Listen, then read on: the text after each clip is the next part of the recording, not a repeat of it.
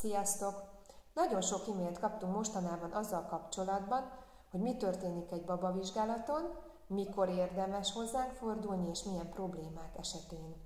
A babavizsgálatot általában 3 hónapos kor körül szoktuk javasolni a szülőknek, de hogyha bármilyen problémát tapasztaltok korábban, akkor is érdemes minket megkeresni, legyen ez egy szoptatási nehézség, legyen ez egy ferdefejtartás, vagy akár az, hogy a baba nem szeret egyáltalán hason lenni. A babavizsgálat anamnézis felvétellel kezdődik, beszoktuk kérni a kórházi zárójelentést, az egészségügyi kiskönyvet, a csípőszűrés, koponya, hasi ultrahang eredményét, illetve egyéb más fontos egészségügyi papírokat, amennyiben van a családoknak. Ezeket mi átolvassuk, megbeszéljük a szülőkkel, kitérünk magára a terhességre, a szülésre, illetve a szülés után, hogy hogyan zajlott a babának az adaptációja.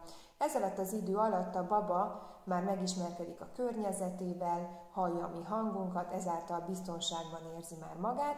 Ilyenkor meg szoktuk kérni a szülőt, hogy vetkőztesse le.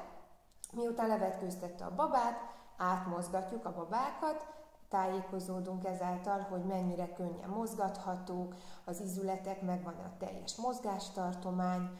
Ez is már információt ad nekünk, hogy milyen a baba izomtónusa, ami lehet laza, feszes és kevert.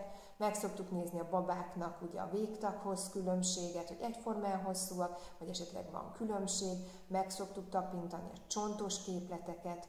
Meg szoktuk nézni a babáknál ezeket a csecsemőkori primitív reflexeket, hogy melyik épült már le, melyik van esetleg élénkebben kicsit jelen. Szoktuk nézni az észlelésüket, az érzékelésüket, szoktuk nézni a kognitív funkciójukat is. Ezen kívül számtalan más dolgot nézünk még, ezeket gondoltam most így többek között kiemelni. Ami nagyon fontos, hogy a babákat mindig úgy nézzük, hogy a korosztályuknak megfelelően amit tudniuk kell. Az édesanyjával folyamatosan kommunikálunk, elmondjuk, hogy mit látunk, mit érzünk, hol van különbség. Ezek után feladatokat írunk össze, amiket bemutatunk, és a szülővel is elgyakoroltatunk. Ezeket a feladatokat a szülők otthon tudják gyakorolni, ezáltal is fejlesztve a gyermeküket. Vannak olyan gyermekek, akiknek szüksége van heti szinten fejlesztésre, vannak olyanok, akiket kontrollra hívunk vissza, és olyan is előfordul, hogy csoporttornát szoktunk javasolni.